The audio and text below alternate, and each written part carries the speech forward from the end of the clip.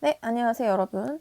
오늘은요, 이제 지난 시간에 배웠던 프랑스 혁명에 이어서 나폴레옹이란 인물에 대해서 좀 배워볼까 합니다. 우리가 지난 시간에 프랑스 혁명을, 어, 원인과 과정을 좀 짧게 배웠죠? 여러분이 조금 어려워하는 것 같아서 잠깐 정리하면서, 나폴레옹을 이어가 볼까 하는데요. 자, 프랑스 혁명은 왜 시작됐냐? 배경은 이제 여러분이 여기 답을 채웠었죠. 구제도의 모순이라는 앙식 레즘이라고 불리는 구제도의 모순 때문에 제3신분이 굉장히 여러 가지 정치적 권리는 아무것도 소유하지 못한 채 세금을 계속 냈던 그런 모순적인 상황이 있었고, 그때 이제 미국 독립전쟁에 프랑스 왕실이 지원을 하게 되면서 굉장한 재정의 부족이 일어났고, 3신분해로 이것을 만회해보고자 했는데, 결국 왕이 소집했던 3신분해는 제 3신분의 어떤 정치적인 권리를 찾는 그런 시작점이 되었다라고 우리가 배웠습니다. 그래서 국민의회가 구성이 되고 테니스 코트 서약을 시작으로 해서 바스티유 감옥을 이제 습격을 해서 본격적인 혁명이 시작됐죠. 그래서 국왕이 국민의회를 해산하려고 하자 시민들이 이제 바스티유 감옥, 이제 국왕이 반대되는 사람들을 묶어놨던 또 상징적인 감옥을 습격하면서 프랑스 혁명이 전국적으로 확산이 되었고요. 이제 국민의회가 아이고 국민만 쓰면 되는데 그쵸? 국민의회 맞죠? 국민의회가 정치를 시작하게 됩니다. 봉건적 특권 신분제가 폐지되고 그 유명한 인간과 시민의 권리 선언, 인권 선언이 이제 발표가 됩니다. 그리고 이제 본격적으로 1791년, 91년 헌법을 하면서 입헌 군주제로 시작을 하게 되죠.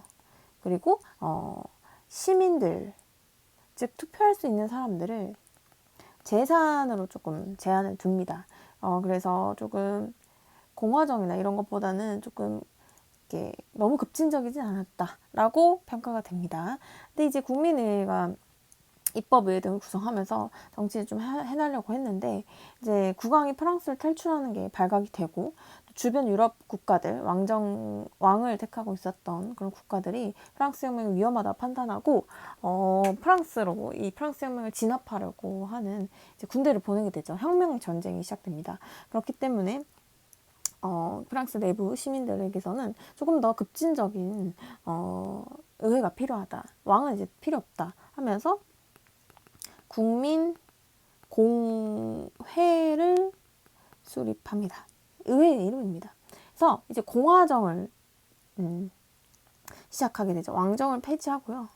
공화정을 시작하게 됐죠. 이때 루이 16세가 마리 앙뚜아네트 왕비와 함께 죽게 되고요. 93년, 1793년이겠죠. 1793년에 이제 헌법을 마련하게 됩니다. 여기서는 이제 공화정이 됐고요. 왕이 죽었으니까. 보통 선거. 이제 누구나 시민이면 재산에 그런 상관없이 선거를 할 수 있게 되었고, 어떤 공납이라고 해야 되죠. 옛날 신분에 의해서 또 귀족들에게 바쳐야 됐던 여러 가지 그런 것, 세금 같은 것들 완전히 폐지하게 되게 됩니다. 그러나 로베스피에르가 국민 공회를 너무 무섭게 이끌게 되면서 시민들이 급진적인 것에 대해서 반감을 갖게 되고 로베스피에르는 처형이 되죠. 그래서 그 이후 상황 우리가 좀 할 겁니다. 그래서 프랑스 혁명이 이렇게 시민들에 의해서 시작이 돼서 프랑스 혁명 자체가 사실 큰 의미가 있습니다. 굉장히 우리가 여러분이 조금 어디서 할 거냐면 이제 포트폴리오에서 할 건데요. 계몽사상이라고 이때 당시에 지식인들이죠. 엘리트들, 지식인들이 옛날 어떤 왕정이나 또 황제 같은 그런 정치에 봉건적이고 그런 신분증을 갖는 모순적인 것들을 비판하고 조금 더 합리적인 사회로 나아가기 위해서 새로운 개혁을 하려는 사람들이 나타납니다. 이걸 계몽사상이라고 합니다. 계몽사상이 널리 퍼지면서 여러분이 미국 혁명 때 배웠었던 국민주권, 저항권 이런 것들이 생겨나기 시작하거든요. 프랑스 혁명도 이런 계몽사상의 영향을 받아서 국민주권, 뭐 재산권, 자유권 이런 것들이 굉장히 많이 들어가게 되죠. 계몽사상의 영향을 받아서 이제 진짜 미국 혁명이 이제 독립혁명의 성격을 띠었다면 이제 프랑스 혁명은 정말 이 계몽사상과 그다음에 시민들의 농민들의 제 30분의 영역을 담아서 자유, 평등, 우애 혹은 박애라고도 표현하거든요. 누구나 이제 다 사랑하는 그런 이런 기본적인 권리들이 가게 되고요. 이거는 지금 우리 근현대 시민사회도 엄청난 영향을 주는 기본적인 인권 선언이 되잖아요. 그래서 프랑스 혁명 자체는 모든 시민혁명 중에서도 가장 지금의 우리 근대 시민사회에 갖고 있는 어떤 가치들을 형성하는 데 큰 이념, 행동 목표를 제공한다고 볼 수 있습니다. 그래서 프랑스 혁명의 이 의의를 좀 잠깐 보면 아까 정리한 대로 굉장히 대중적이고 보편적이라고 표현을 하죠. 가장 시민혁명다웠다는 겁니다. 그래서 프랑스 주변 국가들에 굉장한 영향을 미쳐서요. 앞으로 나오는 그런 여러 가지 자유를 향한 어떤 혁명들은 이 프랑스 혁명의 영향을 받았다고 생각하면 됩니다. 그래서 가장 여기서 이때 미쳤던 사상은 계몽 사상, 바보 같은 아직 무식한 대중들을 깨워서 새로운 사회로 나아가자 그런 사상이죠. 그래서 자유나 국민주권, 저항권 이런 새로운 옛날 신분제에 반대하는 여러 가지 사상들이 굉장히 프랑스 혁명에 영향을 미쳤고 프랑스 혁명으로 또 나타나게 됩니다. 그래서 여기 자유, 평등, 우애 정신 그래서 근대 시민사회 형성에 중요한 이념과 행동 목표가 되었다라고 이렇게 평가를 하시면 되는데요. 그럼 이렇게 중요한 시민들의 혁명을 그 이후에는 어떻게 이어나가는가가 중요하겠죠. 근데 프랑스는 이어나가지 못해요. 결과적으로 말하자면 어떻게 전개가 되었냐면요. 로베스피에르라는 국민공의의 급진적인 리더가 죽고 나서 총재 정부가 구성이 됩니다. 5명의 리더라고 생각하시면 됩니다. 리더. 그래서 5명의 총재가 정치를 이끌어 나가는데 이제 급진파였죠. 급진파였던 국민공의가 무너지고 난 뒤잖아요. 그래서 왕이나 이런 걸 지지하진 않아요. 총재들이. 그러나 굉장히 급진적이진 않습니다. 그래서 약간 중도적인, 중립적인 입장을 띱니다. 너무 급진적이진 않지만 그렇다고 또 왕을 지지하진 않는 그런 중간적인 입장에서 그런 5명이 뽑혔는데요. 사실 무능했어요. 엘리트들이었겠지만 굉장히 어떤 개혁적이지도 않았고 그렇다고 옛날 것을 또 지지하지도 않는 그래서 무능한 그런 사람들이 구성이 돼서 조금 혼란이 많이 심해졌습니다. 이때 총재 정부 그런 말고 다시 다른 인물 내세우자 통령이라는 리더들이 다시 나타납니다. 총재 말고 통령이라는. 그래서 5명이 아니라 하나, 둘, 3명이 통령이 생기는데요. 그 중에 하나가 여러분이 나폴레옹입니다. 나폴레옹은 이 혁명 전쟁, 프랑스 혁명을 진압하려고 오는 여러 나라들을, 유럽의 여러 나라들을 물리쳤던, 막아냈던 장군 중에 하나입니다. 이 나폴레옹이 쿠데타를 일으켜서 총재 정부를 무너뜨리고 자신 중심의 통령 정부를 세웠거든요. 자신이 1통령이 돼요. 그래서 2, 3통령이 있긴 하지만 굉장히 허수아비였고요. 1통령인 나폴레옹이 주도를 하게 됩니다. 그러면서 굉장히 뛰어난 프랑스라는 나라, 이 공화정이죠. 지금 왕이 없으니까 이런 나라 그리고 근대 시민 국가를 형성하는데 굉장한 일들을 해요. 볼까요? 여러분이 보시기에 이런 나폴레옹이 하는 일들은 너무 당연한 거 아니야? 라고 생각할 수 있는 일들입니다. 왜냐면 지금 우리가 근대 시민 사회를 살아가니까. 한번 볼게요. 첫 번째, 프랑스 은행을 설립을 합니다. 이제 국가가 중심이 돼서 재산을 보호해주고 경제를 이제 관리하겠다는 거죠. 그래서 공립 국가의 은행이 성립이 되고요. 그다음에 가장 중요하죠, 사실 공교육 제도가 정비가 됩니다. 근데 시민들을 육성하는 그리고 시민들을 보호하고 시민들을 평등하게 교육할 수 있는 제도들이 생기는 거죠.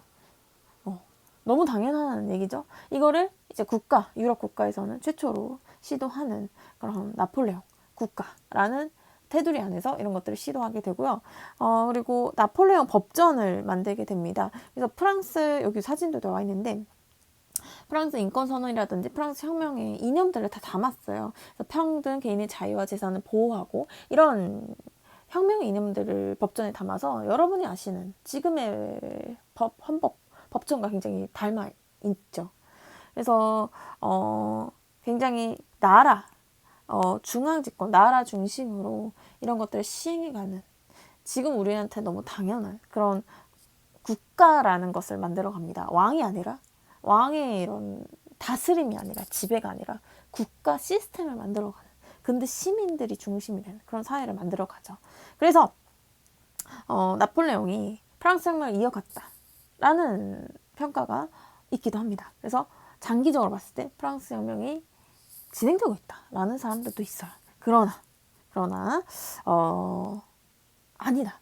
시민들의 혁명이 끝났다라고 평가하는 사람도 굉장히 많습니다. 왜냐하면 나폴레옹이요, 통령이라는 어떤 여러 가지 왕이 아니라 지배 개념이 아니라 지금 우리가 아는 대통령 혹은 총재 이런 개념으로 이끌어 나갔다면, 시민들의 지도자로서 리더로서 이끌어 나갔다면 좋았을 텐데, 참 권력이란 게 쉽게 놓아지지 않나 봐요. 유럽에서 있었던 왕 중의 황제를 하고 싶어 했습니다. 로마가 있었을 때 그 황제를 하고 싶어 해서 투표를 해요. 나를 황제로 뽑아달라. 근데 국민들이요, 되게 어렵게 얻어낸 거잖아요. 시민혁명을 통해. 근데 뽑아줍니다. 황제.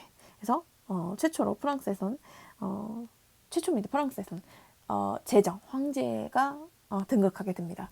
되게 웃기죠, 여러분. 그래서 여러분 항상 역사 혹은 다른 과목을 통해서라도 배우고 생각하고 여러분이 스스로 판단할 수 있는 능력을 갖춰야 됩니다.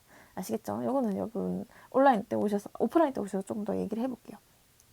그래서 이 형제가 된 것 자체만으로도 굉장히 충격이었어요. 많은 사람들이 시민들을 위해서 시민혁명을 이어나가겠다고 했는데 황제가 됐다. 굉장히 놀란 사람들도 많았고, 그래서 이제 역사가들도 시민혁명이 아니다 라고 평가하는, 시민혁명이 끝났다라고 평가하는 사람도 굉장히 많습니다. 어쨌든 이 나폴레옹은요, 이렇게 내부적으로 이런 것들을 되게 잘 정비를 하고요. 이제 프랑스를 공격하는, 어쨌든 얘네들이 이제 시민혁명을 일으켰잖아요, 프랑스가. 그래서 이런 것도 공격하는 유럽을 점령하려고 했습니다. 대단하죠. 엄청난 장군이었다고 하니까요. 전투력 뛰어나고, 그래서 유럽 나라를 정복하러 갑니다. 대단하죠. 그래서 나폴레옹 전쟁이 일어나게 됩니다. 유럽 전역을 휩쓸게 됐는데요. 이때 되게 예상치 못했던 일들이 일어납니다. 나폴레옹은 유럽 여러 나라를 정복하면서 이제 명분이 뭐냐면 프랑스의 혁명 이념을 유럽에 전파하겠다는 겁니다. 자유, 평등, 우애, 박애 이런 프랑스 혁명 이념을 유럽에 퍼뜨리겠다라는 게 목적이었는데요. 실제로 많이 퍼졌어요. 자유라는 것이 유럽 전역에 퍼졌고, 왕 밑에서 혹은 황제 밑에서 있었던 유럽의 많은 신분들이죠. 피지계층들이 굉장히 많이 각성하게 되는 그런 영향을 많이 줘요. 근데 하나 더 조금 특이한 게 생깁니다. 민족의식을 깨었다고 하죠. 뭐냐면 이제 자유를 주는 건 좋은데 자신들이 사는 나라를 프랑스가 어쨌든 지배하는 거잖아요. 그래서 이거에 대해서 굉장히 반감을 가져요. 그래서 우리나라 땅을 왜 프랑스가 지배하지? 하면서 우리는 이제 왕의 어떤 백성이 아니라 우리 스스로를, 우리나라를 지켜야 되는, 우리는 어떤 그룹이 필요한 겁니다. 우리를 프랑스로부터 막아낼 우리의 정체성이 필요한 거예요. 그래서 민족이라는 개념이 생겨나요. 이제 왕의 백성이 아니라 우리나라를 스스로 지킬 시민들이 민족이라는 개념을 만들어냅니다. 그래서 이거는 프랑스의 나폴레옹이 의도하지 않았던 겁니다. 그래서 이걸 뭐라고 하냐면 자유주의라고 하고요. 프랑스 혁명 이념이 담긴 자유주의. 그다음에 여기에서 생긴, 프랑스가 자꾸 지배에 쳐들어오니까 여기 방어하기 생긴 개념을 우리가 민족주의라고 합니다.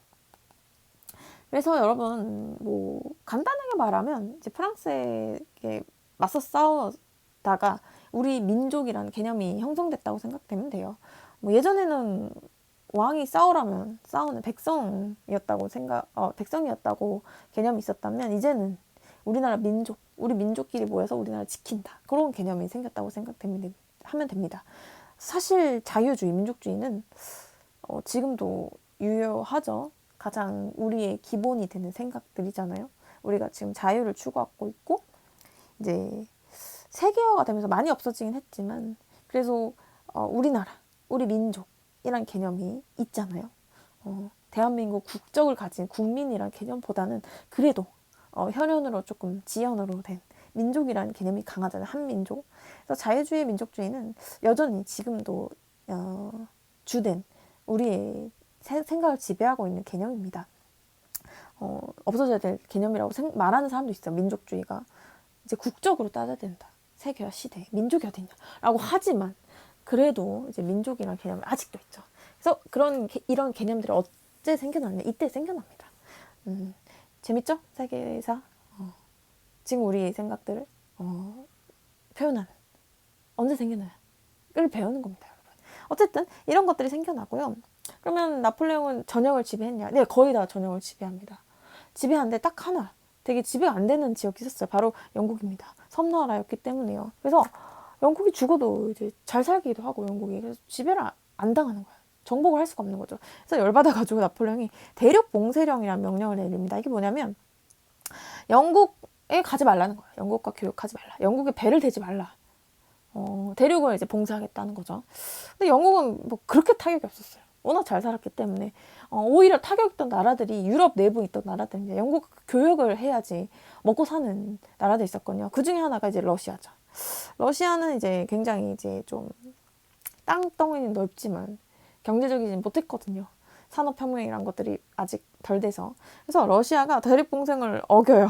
영국과 몰래 교역을 하게 돼서 프랑스가 열었습니다. 나폴레옹이. 그래서 나폴레옹이 러시아로 원정을 갑니다. 이게 그 유명한 러시아 원정인데요. 여러분 역사상 러시아를 지배한 나라는 없습니다.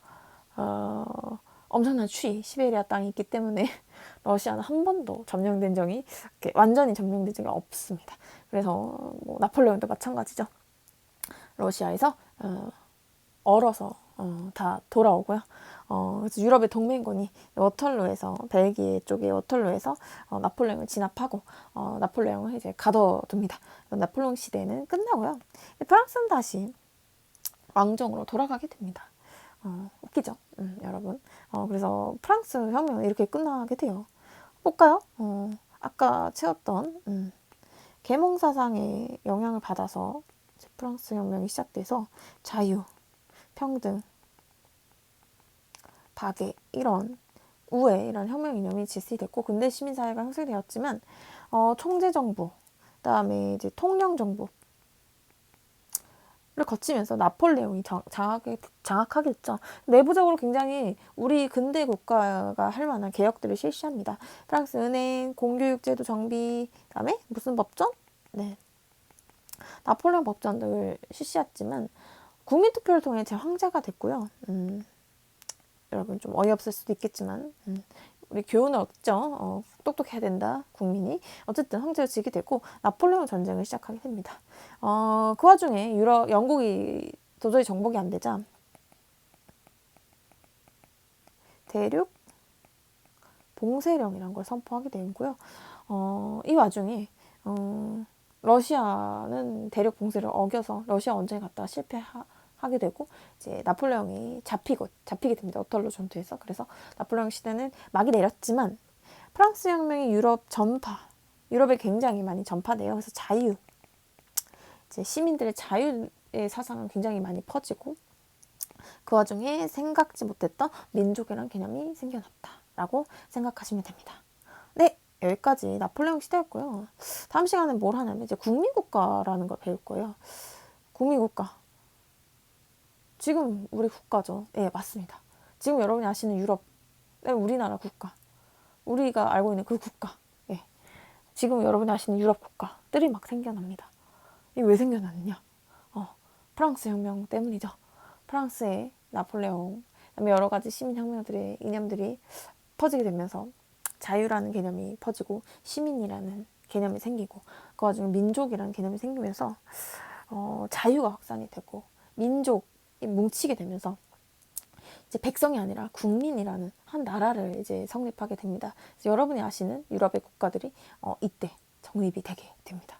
요거를 한번 배워보도록 하겠습니다.